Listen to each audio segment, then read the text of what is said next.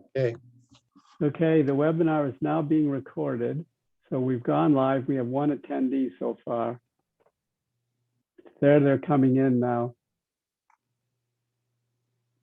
We'll maybe give them a couple of minutes to get in, or a minute or so.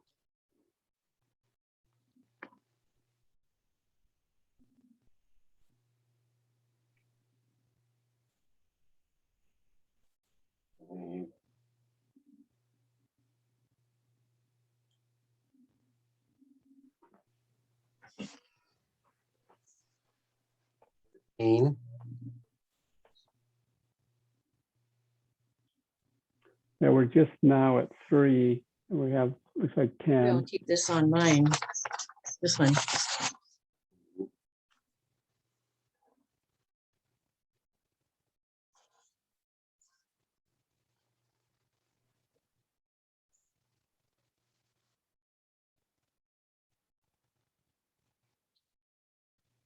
Now here's a question right here.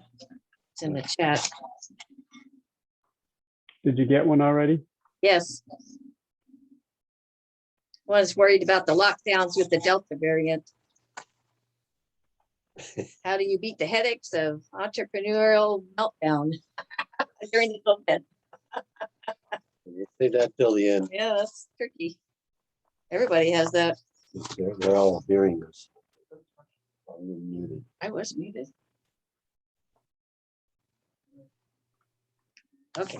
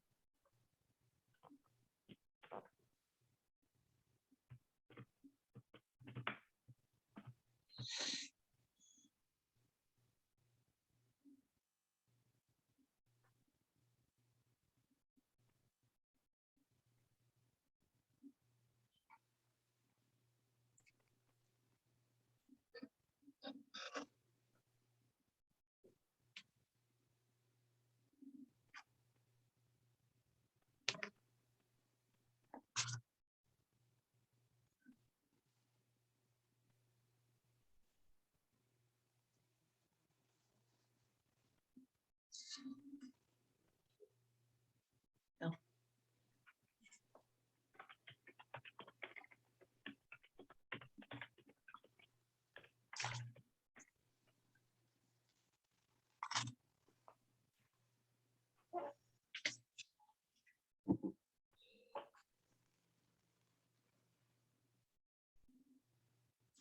Want to get started? Yeah, it sounds good. We're We ready. got 20 attendees, it looks like. Well, everybody that's here, we welcome you to our presentation today by Todd Remington. His subject is To Be or Not to Be, Navigating the Seas of Self-Employment. Before we get started, let me introduce myself. I'm Jeff Williams, one of the hosts. My wife is Karen Williams, the co-host, and we will be helping to monitor the presentation. All attendees, everybody's muted. If you have questions, you can do that by going into the Q&A polling tabs. That's at the right of the right of your screen. And we will monitor the questions, and if there's time at the end, we'll have a chance to have Brother Remington answer those questions. If you run into any technical difficulties, please let us know, and we'll try to see if we can hear those. I have the pleasure of introducing your presenter today, Todd Remington.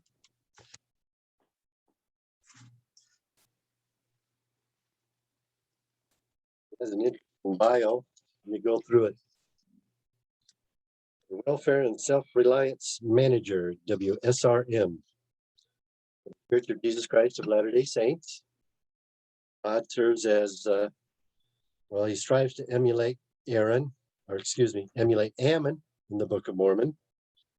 He dwells among 31 states in Southern California, where he serves them through listening, resource sharing, question answering, training, and ideation, consulting with stake and ward leaders. He helps build more nimble and capable individuals and families, wards, and states. Previous to his work as a WSRM, he owned and operated the Fairfax Research Group, a small research consultancy. He and his wife, Lori, are the parents of 5 children who have blessed them with 5 grandchildren. In addition to his familial and professional responsibilities, Todd currently serves as president of the Ontario, California state. We'll turn the time over to you, Brother Remington. Well, thank you, Brother and Sister Williams. I appreciate the willingness of you to host and your eloquent introduction there. So thank you and welcome to everyone. I'm going to go ahead and share my screen here. Hopefully everybody's seeing this screen where it says "Be your own boss," to be or not to be. Is that what everybody's seeing? I hope so. If not, let us know really quickly. So we're going to talk a little bit about entrepreneurship, owning a business, starting a business. Delighted to have you here today. You could be other places. I personally prefer in person, then I can look in your faces and in your eyes and we can have some better interaction, but this is what it is. And in its own way, Zoom is a blessing. It allows us to do things that we couldn't normally do. And we're connecting with people throughout the North America West area. So the positives outweigh the negatives of not being in person. So I look forward to spending the next 50 minutes or so with you. Encourage you, because we are a webinar, we don't have the ability to interact verbally. Encourage you, as you have questions, to type them in the Q&A or the chat area, and then the Williamses will monitor those and we'll see about answering those questions, or at least acknowledging that there are questions that can be answered. So encourage you to do that. So all of you are here for a number of different reasons. I'm just gonna look at maybe some of the reasons why you're here today. And some of you already have your own business and you came to see if you could learn something and maybe share something with us. Some of you are very serious about starting a business. So you maybe have an idea, maybe even a plan and the financing lined up for it. And so you're about ready to jump in with that business. Some of you are serious about it. You have an idea, but you haven't really worked out the details or the timing. So you're here to get some insights on that maybe. Maybe others of you are curious. You've thought about starting your own business, but really you're just mostly curious about what might be involved in that. And then if you're like me, you thought this was about sailing or something like that because it said navigating the seas. And so you thought this was something other than what it is. So hopefully we'll be able to do something that all of you will find interesting, that you might take something away, that all might be edified. So we'll work towards that end. So I thought we'd just start out by looking at the definition of an entrepreneur. And so I went to Merriam-Webster, and that's just one source. You could go to Wikipedia or a whole bunch of other sources. But according to Merriam-Webster, a noun is one who organizes, an entrepreneur is a noun, and it's one who organizes, manages, and assumes the risks of a business or an enterprise. So basically, it's someone who starts their own business. So when you think about an entrepreneur, do these pictures remind you or make you think of an entrepreneur? Is it, in your mind, is the entrepreneur the stereotypic big risk taker? You know, they climb upside down on mountains, and they jump off of cliffs in Acapulco, and they go skydiving, or they walk on tight ropes, or they're just always adrenaline junkies. Is that your perception of the typical entrepreneur?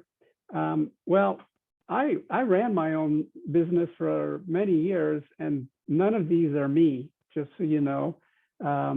So you don't need to be an adrenaline junkie, big risk taker to have your own business, and we'll talk about that a little bit too. So really, when you have your own business, it's the balancing of risks and rewards, and obviously, as this graphic indicates, you want the rewards to outweigh the risks, but it is a balancing of risks and rewards. It's not all about only the big risk takers are the entrepreneurial type. Only the big risk takers can start their own business and succeed at starting their own business. So when we look at self-employment or small business, I thought we could just look at a few fun facts about being a small business, the role small business plays in the United States. So there, right now, well, this is 2 years old now, pre-COVID, there were 30.7 million, according to the SBA, small businesses in the United States. And those businesses accounted for 99.9% of all US businesses. So small businesses are the biggest providers of jobs. They drive, we think of the big companies, we talk about big tech and all the big companies, but it's the small businesses, they're really the engine of the economy. Small businesses, they generate most jobs in the United States, 1.5 million in 2019, or 64% of all new jobs were created by small businesses. 9% of them are represented in small and medium-sized companies. So they're not your companies that employ 50 or 100,000 people. They're not your Microsofts. They're not your Facebooks. They're not your GMs or your Fords. They're much smaller companies. And some of the reasons why people gave, this was a survey that was conducted in 2019 for starting their own business. The biggest reason was they wanted to be their own boss. Other reasons they cited were a desire to pursue a passion. They were driven by something, and whether it was a hobby or something else, and it was a passion for them. And so they started their business built around that passion. Truth be told, most of us don't do it built around a passion, but there are a few that are very passionate about what they do and they start a business. Others just tired of working for somebody else, tired of the corporate environment. A few of them found an opportunity to start their own business, whether it was franchising or talking with a friend or a colleague or something, they ran across that opportunity. And then there are also others who they worked their professional life, came to retirement age, found they weren't as prepared as they had hoped to be, and so they started a business at that point, and they just kept on working even after they'd retired from their job. And then an interesting little factoid about all of this is that a lot of the new businesses, especially with the under 40 crowd, they're all likely to be side hustles rather than full-time employment situations.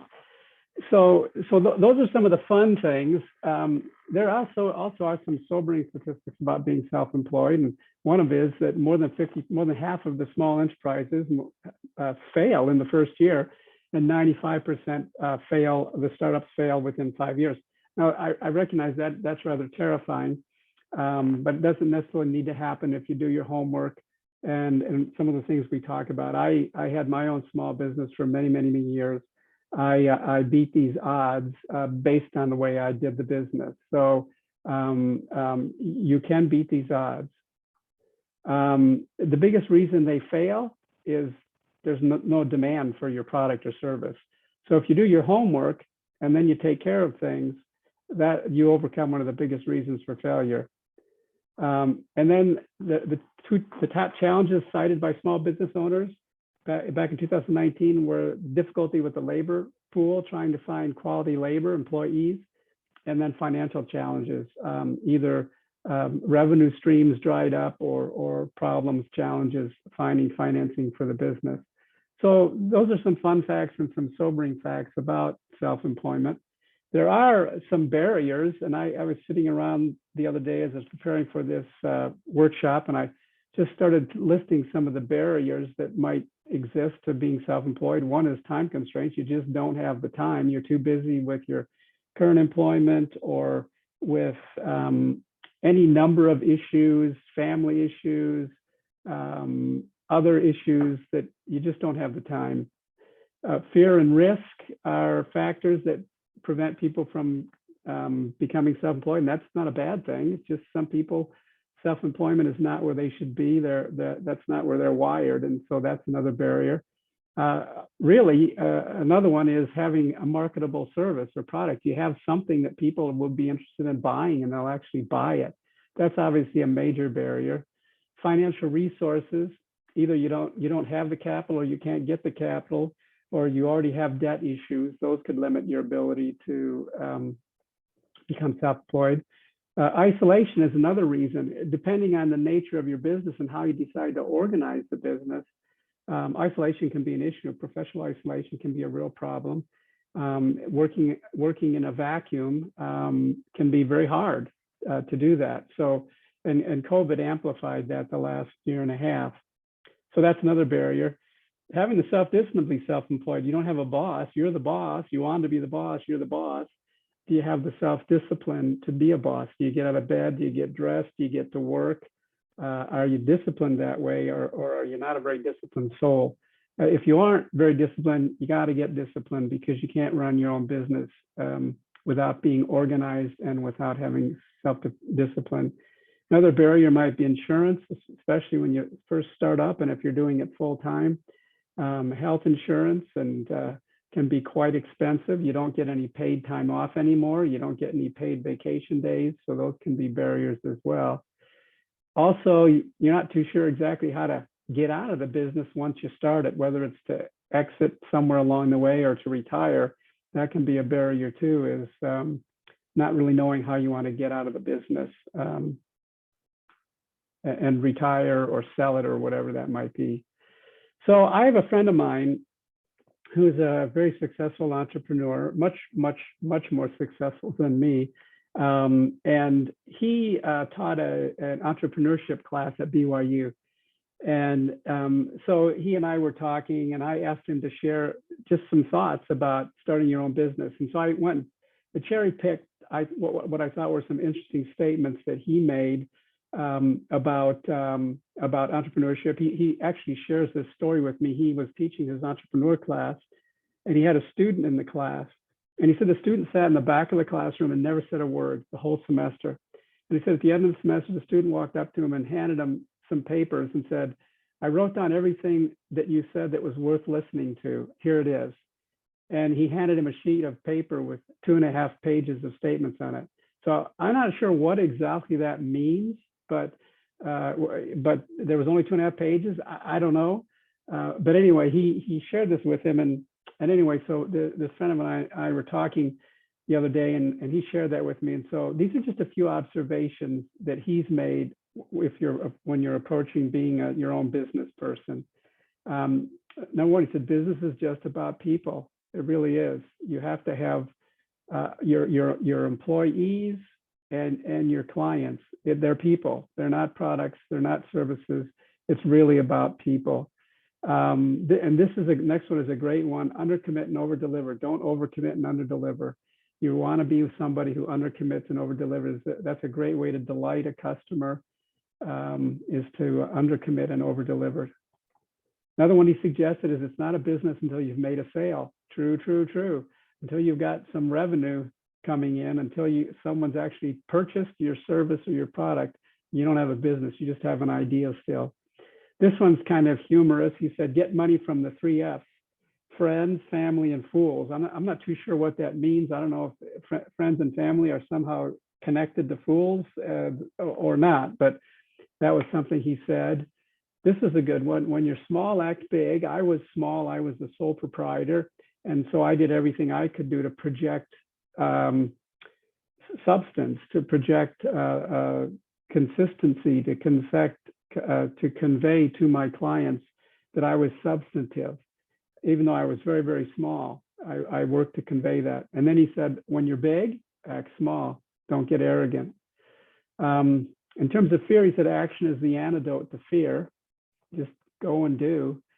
This is a good one. There will be, not there might be, or there may be, there will be some dumb things you do, accept it and learn, and frankly, learn from it.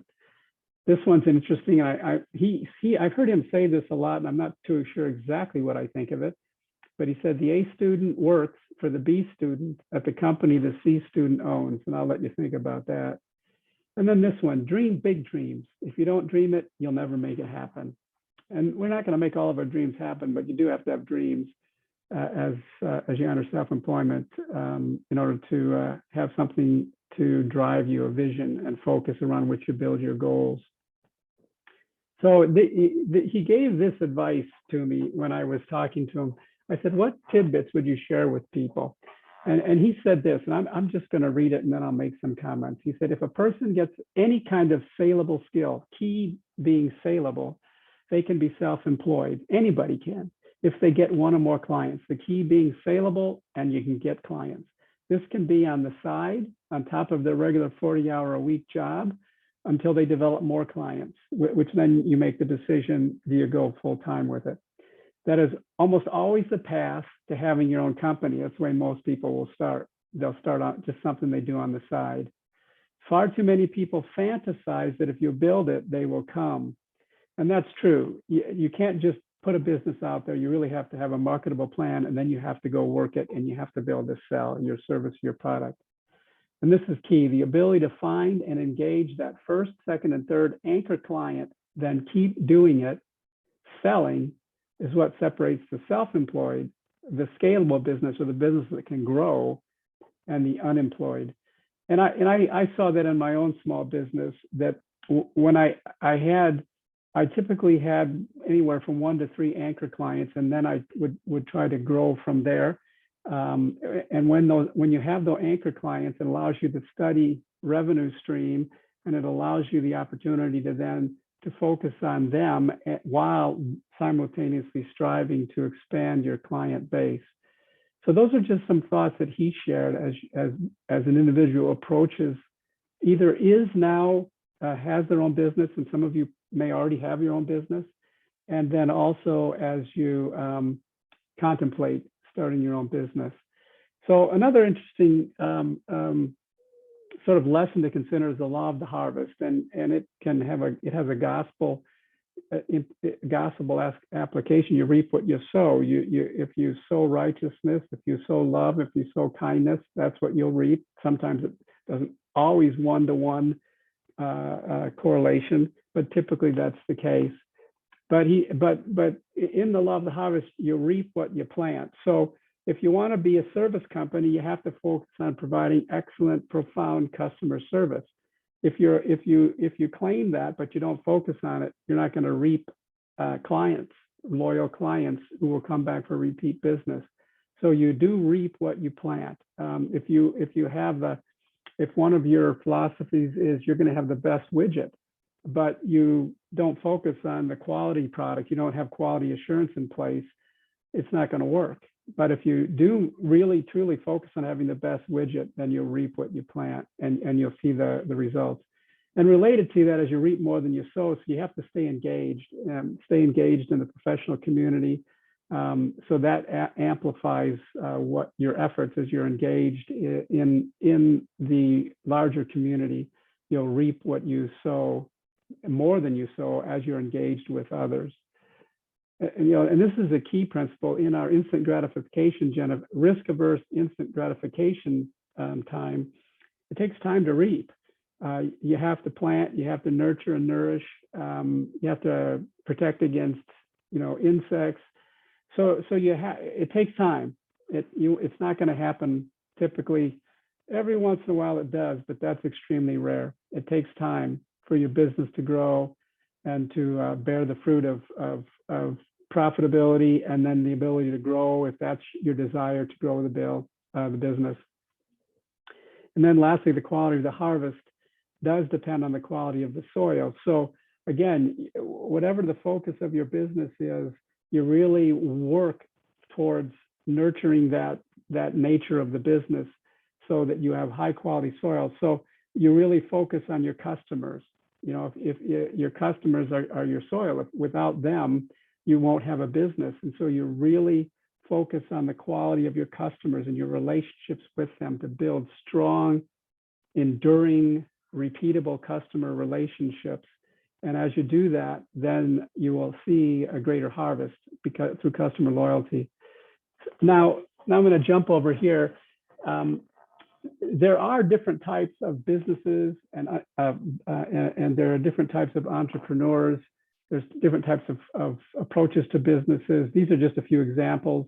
You can do a home-based, me-only business. You can do a web-based business. My research business, it was a lifestyle business. And by that, I mean, it was never my goal to be the next successful entrepreneur who flew a spacecraft into space. You know, I didn't never wanted to be Jeff Bezos. I wanted a business that allowed me to have time to attend the temple, time to serve in the church. I was at all of my kids' soccer games, all of their school events. In fact, when my kids were in high school, I coached their high school tennis team for 10 or 11 years while they were going through high school. So that was my choice, to make it more of a lifestyle business around what was important to me. I didn't make as much money because I chose to do that, but that's a choice that I made. So there are different models to the business. Some of you may be interested in really creating, you want to grow and build a big business, and you want to see a huge revenue stream and significant profitability. That's great. It really depends. And that's a decision you have to make. What do you want that business to be? There are other people who have very successful side businesses. They run out of their home. There's this guy, I was listening to this webinar. The Orange County Management Society did these webinars for self-employment. And they had this one guy come, and he does an internet-based business. And what the guy does is he invests in his environment. So he constantly looks at all these different websites. He tracks consumer interests and demands, and then he meets those consumer interests and demands by finding products that are popular and that meet the current demands. And so he's the guy, frankly, that when you want to find that toy at Christmas or something like that, you can't find it because it's all sold out. That's because he goes around and he buys them all and then marks them up and sells them. And that's his business, and he makes a lot of money doing that. I'll just tell you another funny story that this friend of mine told me. He has a 22-year-old son who has a friend his same age, and the friend was a high school geek. And so now at 22, he has a social media business, a website where he blows up things, the mad scientist thing. And so he does these different YouTube type things, and he just does these experiments. And of course, they all go wrong because that's what people want to see. And through the advertising, the guy makes buckets of money. So, you know, if that's something that he does and has his own little business that he does that. So as you're looking at the type of business you might be interested in, there's a couple of really two kind of principal ways in terms of the time commitments. One, you make the jump and you go full time. And that doesn't have to be what you do initially. You can work towards full time. The other is to do it as a side hustle, meaning maybe you have a hobby or something like that, or you have an opportunity to provide a service. I mean, it can be something as simple as a dog walking business or some web-based service that you can do, but it's part-time. You do it on the side. You know, it's not a full-time gig. So, and side hustles for some people become full-time businesses. So you really have the full-time. That's what you do. You're fully committed to it. That's your source of income and employment. And then there's a side hustle where you do that in addition to being a full-time employee somewhere.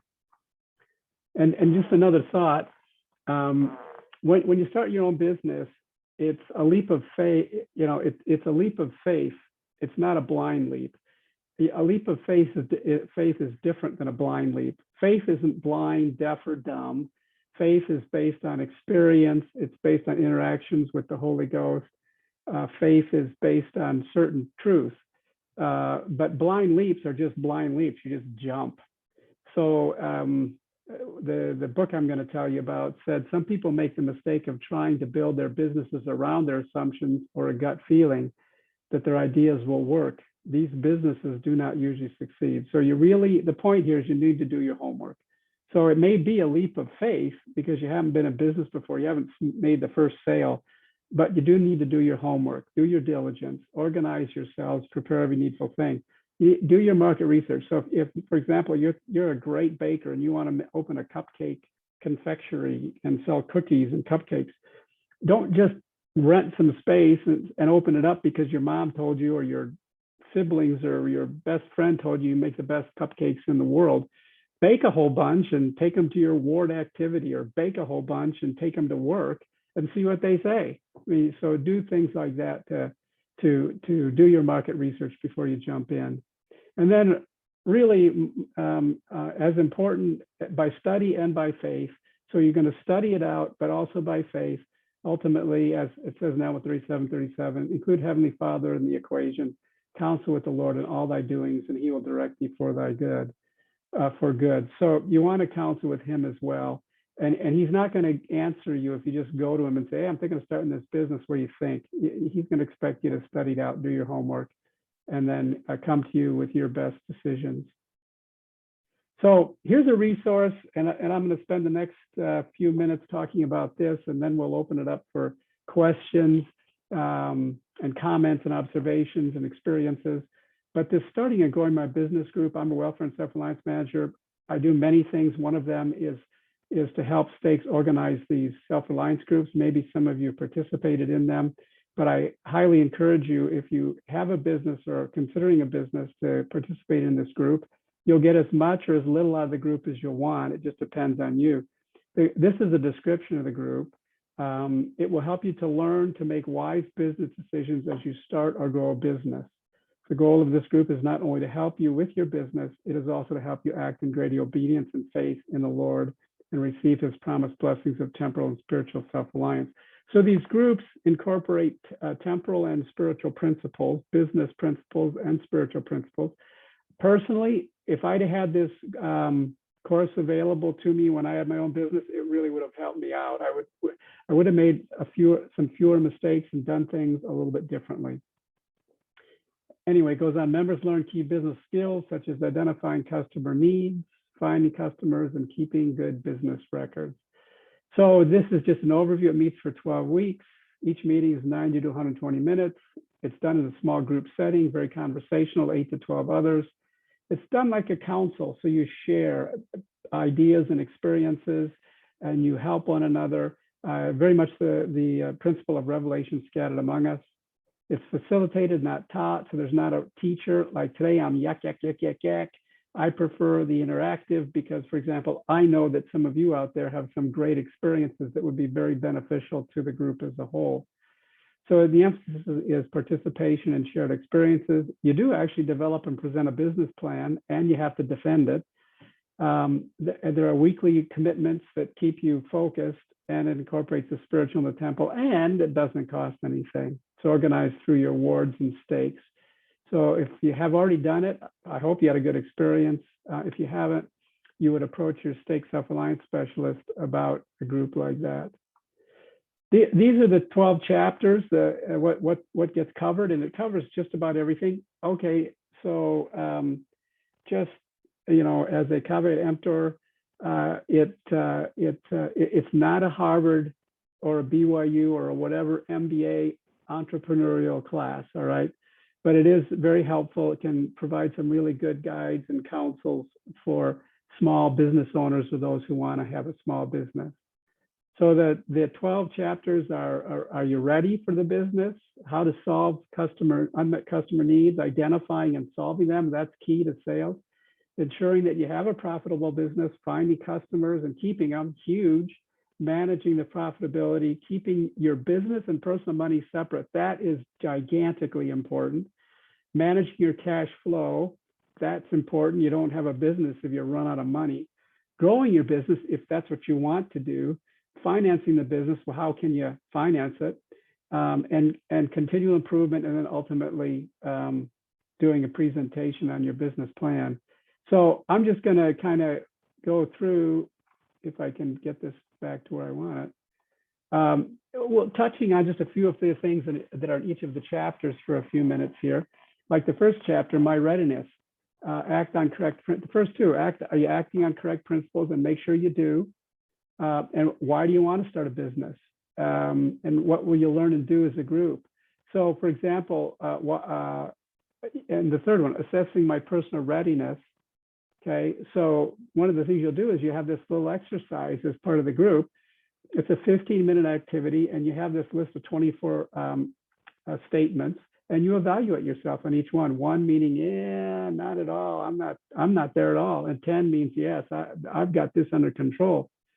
So like number 2 says, I am self-driven and self-motivated. And if your answer is 1, no, I'm really pretty irresponsible and I watch TV all day long. Or to 10, yeah, I'm completely very, very focused, very motivated, very driven. I don't need someone else to kick me out of bed in the morning. And you go through on each one of these, you evaluate yourself. Then as a group, you talk about where you're at. And it's a good way to kind of assess how prepared you are to start your own business. And that's just one example from that chapter. Solving unmet customer needs. These are some of the areas you'll touch on. Why do people buy? Number 4, finding my passion and drawing on my experience. So maybe some of you are really passionate about something. Maybe others of you aren't, but you have a lot of experience and expertise in something. And then, like the 5th one, does my business opportunity have a competitive advantage? And you do some homework on that to determine what is your competitive advantage if you have one. Next one is ensuring that you have a profitable business. The first question for the first section is, would I want this business? When you have your business plan, you look at it, would I want this? Take a third-party perspective. Would I want this business? Then it talks about variable, fixed costs, understanding the difference between gross and net profit, how to price your product or service, and then really determining, do I have a profitable business at the end of the day? So this is a humorous video. I hope it works, but this gets to that. This is a video that gets to that point of a profitable business. Okay.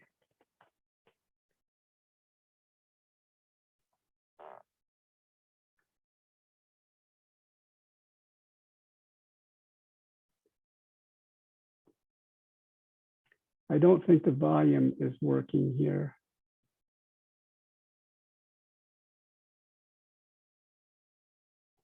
Well, I don't think the volume works, but basically the gist is you've got two partners and they are buying and selling watermelons. And they go to a farmer, they go to the source, buy the watermelons for $1, then they go to their stand and they sell them for $1. And as soon as they sell them all, they go buy more and they sell them for $1. And they do this a few times. And finally, one of the partners says to the other, I don't think we're making any money. And the partner says, do you think we need a bigger truck? And the humorous gist of that is obviously they need to reconsider their pricing, both in terms of sourcing the product and what are they selling it for. So that's one of the things that you'll talk about is pricing and costs and things like that. Then there's 2 chapters on customers, finding them, which is really important, obviously. Determining the best sales channels for your business, the messaging for your business. How do you attract customers? Is your business going to be heavily social media centric, or is it going to be more word of mouth? Are you going to have a brick and mortar or just a web-based, or a hybrid of brick and mortar and web-based? And you'll talk about that. And you'll also talk about keeping customers. And when I think about keeping customers, and a really bad example, and I apologize if any of you work for a media company that provides television and internet services, but they're really good at getting customers through their new customer pricing. And then after that first year or two, they raise their prices. And when you call them about it, they just say, sorry, It's literally all they do. They don't really have a customer retention policy that's viable. So they just churn customers, but they realize that model, for whatever reason, seems to work for them. I don't understand that, but they churn customers. So they're not very good at retaining customers. And ideally, you'd be good at finding customers and keeping customers. And it talks about building customer loyalty, engaging with your customers, listening to them, and adjusting to changes in the market. That's one of the reasons why I came to work for the church, was the dynamics of the research market with the advent of technology and cell phones and caller ID and texting and tweeting and you name it. It really made it extremely difficult to obtain viable samples in doing the research. And I realized I would need to do some retooling, and I decided, nah, not going to do that. And ultimately creating a positive experience. If you want a return customer, make them happy. They're very likely to return. Then you look at, managing the profitability, and that means keeping records and keeping separate records for your home expenses and your business. And there's all kinds of software applications now that do that for you, and you just can lease one of those. You pay $10 a month. Some of them are even free, but you want to keep income statements. You want to keep expense logs. You want to keep track of all of your expenses and your projects and your clients and all your sales. You want to keep good records of everything. It helps you to understand if you're actually making any money. It's important when it comes to your taxes, and it's also important when it comes to planning for the future of your business. And then there's a whole separate chapter on keeping your business and personal finances separate. There's lots of really, really good reasons for that. It also helps you to know how much tithing to pay. If you set up your business so you pay yourself, then you know what to pay. It's harder when you mix and mingle your personal and professional finances to have any clue how to pay your tithing. Plus, you don't know how much money you're making. So you really need to keep separate records. And there's a chapter that talks about how to do that and the importance of doing that. Managing your cash flow is another chapter. And the subjects are, like, for example, the difference between profit and cash flow. You may have a lot of cash coming in, but you may not be making any money, and you need to understand cash flow versus profit and how to understand the value of each, understand that. And then strategies for improving cash flow, things like, do you give clients a 2% discount if they pay early, stuff like that. And then actively managing it. Don't be a passive cash flow manager. You have to keep an eye on it, or you will end up with problems. And then there's a chapter on growing the business, how you can grow your business. There's different ways to do it. You can increase your share of the market. You can increase your number of clients, for example. You can increase your service or your product offerings. And it talks about all of that. As you're developing your business plan, how do you want to do that? And another big one is cutting unnecessary costs. That for me, with my business, because I wasn't interested in a big growth business, I always focused on keeping my costs extremely low. And so for me, I sourced vendors. It was just me, and then I subcontracted with a lot of different vendors. It made me look bigger as a company. And I avoided all of the overheads of payroll, dealing with taxes, liabilities of employees, all of those things I avoided because I subcontracted everything. And now you can outsource almost everything.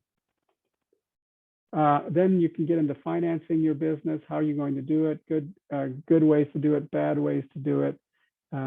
Where to get money to finance your business. Make sure you keep those relationships written down. You have everything written down. You'll research financing options as part of that chapter. And then you'll have a chapter on continually improving. What can you do?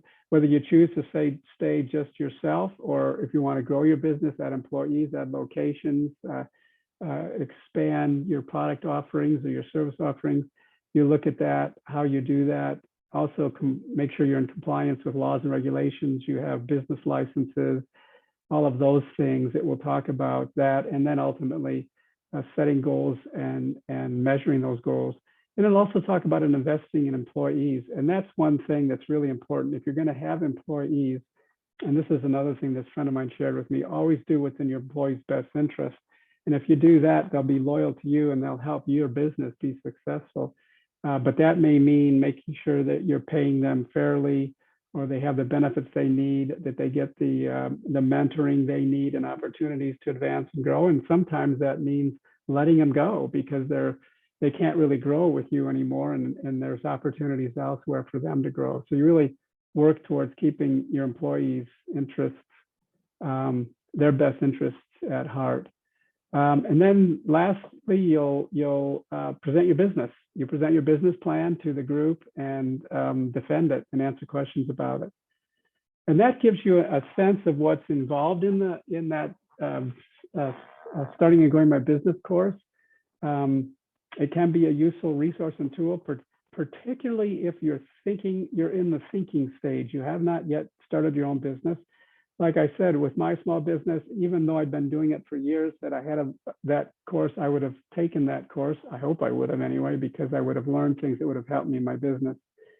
This is just sort of a last thought here before we turn it over to questions that you might have.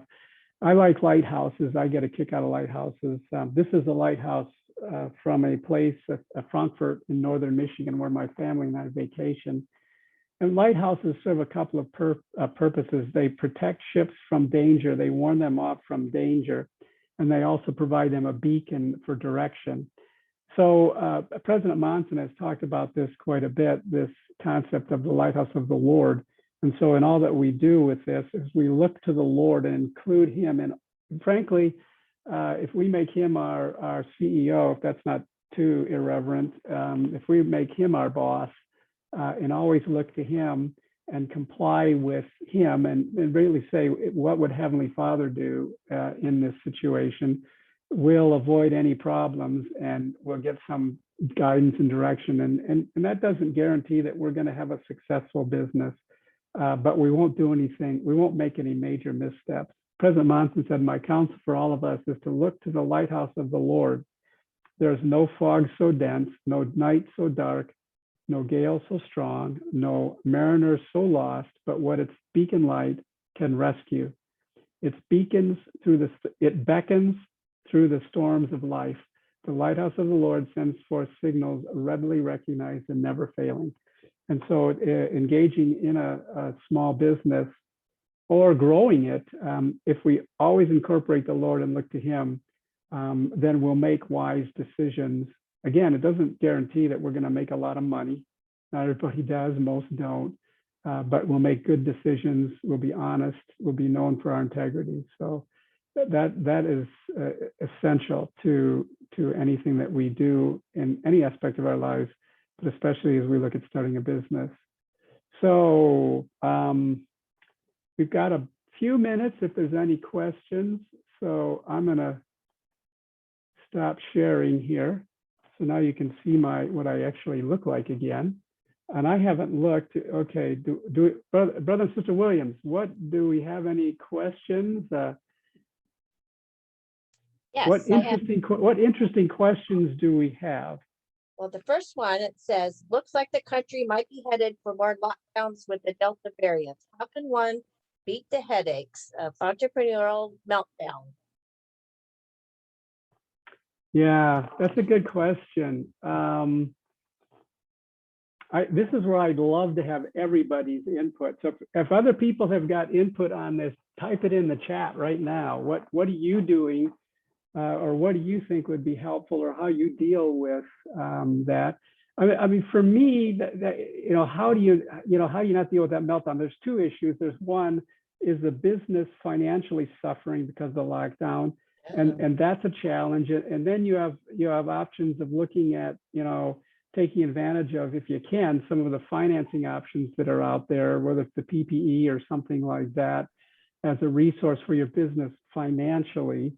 I know my brother-in-law has a business, and COVID just murdered it.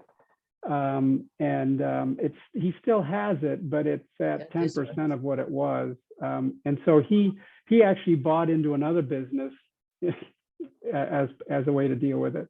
And then, and emotionally, I think the best thing to do is you just stay connected to the Lord, and you have a good church network and a good professional network, talking to other people in the biz, talking to your clients, finding out how they're doing, what they're doing. And those are a couple of thoughts. I don't know if anybody's put anything in the chat on that one. Oh, another one.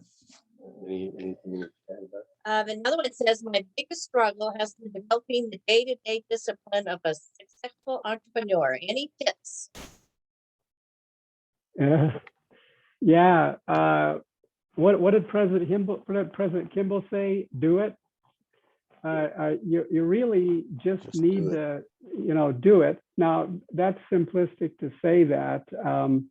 Gosh, I wish we could get other people to chime in. And I hope you will in the chat with some other thoughts on this, because I'm just one person.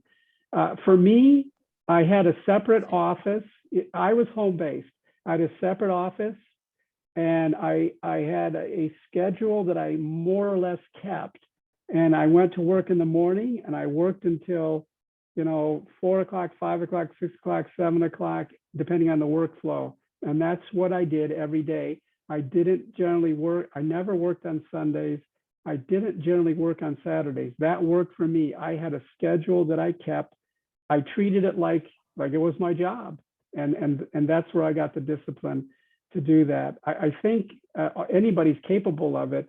And maybe in the beginning, there may be a challenge to do that, but I think ultimately you just have to set a schedule. This is one, and that's why you want to, if you're home-based, especially if it's a web-based social media type business, you just have to say, these are my work hours. This is when I'm going to work. Because you also, the other danger is doing the 12-hour, 14-hour days, and you're never there for friends or family or whoever that might be, or for church. You're just too busy working. So I think you've got to set the parameters. Sounds good. Another person says, tricky thing about starting a business is learning how to get started. Most pictures and explanations are too complex for me to understand. How do I learn the basic concepts in a simplified, maybe even visual, observational way? Oh, thank you, Emma. I thank you for answering asking that question. And she was not a plant. I really seriously, the Small Business Administration and your local counties and stuff, that they'll all have classes in cities. But I seriously would recommend, and I put the link to the manual in the files area, but I seriously would recommend taking that, and not just because I do it, part of my job, but taking that, starting and growing my business. It's very non-threatening. It's very collegial. It's very warm, and it's pretty basic kinds of things. It can be more. You can take it to whatever level of complexity you want, but it's very basic, and it will help you step by step, together with a support network of action partners and a facilitator and a weekly meeting, talking through your thoughts and your questions and what you do understand and what you don't. Sometimes others will help you. Other times you'll help them in understanding concepts. And it provides, if I show, you can go look through the manual, but it provides some templates for very simple profit loss statements, for a business plan. So it's a pretty great way to evaluate whether you want to go ahead and start a business. So I would highly recommend doing that. Okay. Another one is, what are good resources to learn how to build a website to try ideas?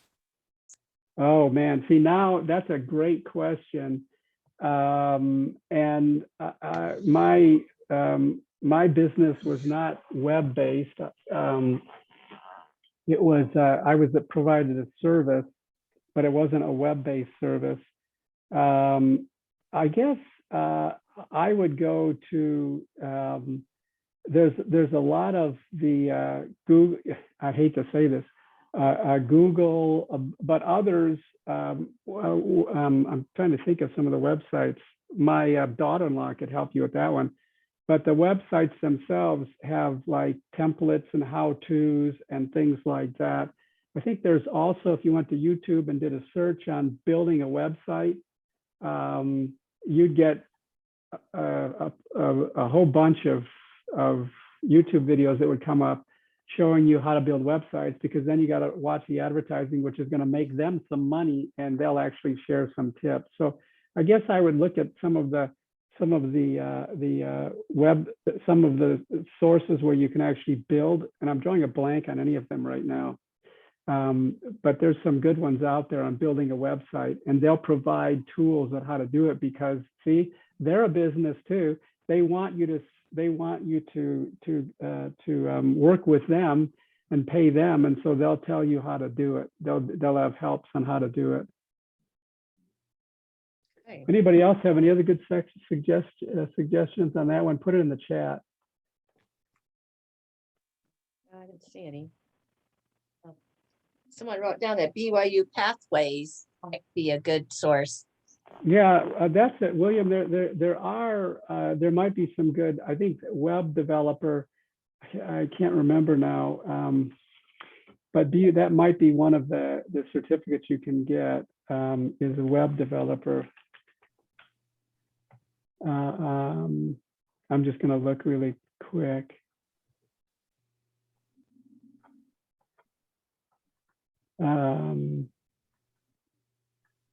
But that would be, I think there are, of course, when I need to find it really quickly on the website. But I'd go to BYU Pathway, because I believe there are web developer is one of the certificates you can get. And that would be another good source. Western Governors, JCs, there are also some online courses. All of those would be good resources to build a website. Okay. What about taxes? Several people had questions about how you deal with taxes and how to learn the tax laws. Yeah. To not get in trouble with the IRS. Yeah, don't. First thing is keep your personal and your business expenses totally transparently separate. Have a personal checking account and a business checking account. Have a personal credit card and a business credit card. Keep them transparently separate. Then you can you can do this online, get the information, because it's a great question. You may want to, if you want to be a little more sure about it, you can pay somebody a little bit to help you with this, a CPA, and a good CPA is worth their money. But a big part of it is determining how you're going to set up your business. Are you going to be a sole proprietor, a partnership, a corporation? How are you going to set up your corporation as an LLC? What are you going to do? And that will have tax implications. And then a good CPA, you can figure it out yourself. You can research it online. It's all online. Otherwise, I would just say get a good CPA to keep you out of trouble with taxes. Okay. So that's a great question, an important one. Let's see. Someone asked about how to keep your family business in the next generation, but the third generation isn't interested. How do you keep it in your family, I guess? Oh man, I don't, that's a good question. And I don't, The next generation. Yeah, well, it's two generations, and then the next generation, no one wants it. Guilt them. No, I'm just kidding about that. I don't know. I guess you'd have to respect their agency not to be involved, or invite them into the business and ask them how they want to run it. And maybe there's some things that they'd want to change that would make them then interested in wanting to keep the business. So it might be a good way to get them to do it, is not force them to take it the way it is, but for us to swallow our pride at this amazing business we've built, and invite them to come and look at a plan for the business, and would they, what would interest them, what changes would need to be made in order to interest them to stay in the business without, putting any guilt or pressure on them. How about one more? How about, how is there funding for small business startups with people with disabilities? That's a really good question. I would check on the SBA, the Small Business Association website. A lot of times the government does have funding for individuals with disabilities for business startups. So that's where I would go. Specifically, if they're looking for government funding, that's where I would go to look at that. There are other sources of funding, but that's where I would go to see if there's any government, and especially if you can get grants as opposed to loans, that's the best. You don't have to pay them back. But there may be, it would not surprise me that there aren't loans or grants available to individuals with disabilities, veterans, those kinds of things. Okay. Well, All right. Well, we're at 4. Were there any other questions or? let's see. I Probably mean, about someone to know about how to learn trade options. Oh, yeah, again, I would suggest, Legitimate ways. yeah, I don't know enough about that. Again, I would say do some research on that. So you can find so much on the internet, and that can get you pointed in directions. But yeah, I thank you, everyone. I realize we ran through quickly sprinted through this material, but and I wish we could have actually interacted a bit. But thank you for being here, and I again highly recommend that Starting and Growing My Business group as a great place. It's a great incubator, a place to let your ideas safely percolate and be evaluated. So thank you very much to Williams. Appreciate your excellent hosting, and thank all of you for participating, and enjoy the rest of the conference. Thank you, Brother Remington. That was very informative. All right, thank you. Good job. Thank you. Let me see. I've got to find the. Where's the turn off button? End meeting for all, but Okay. Do you have an end the meeting for all button? Let's see. I can do it if you. Nope. I've got a button to end it. Okay. okay, you hit All it. right. Great. Thank you, everyone. Have a great rest of your day. You too. Thanks. Bye-bye.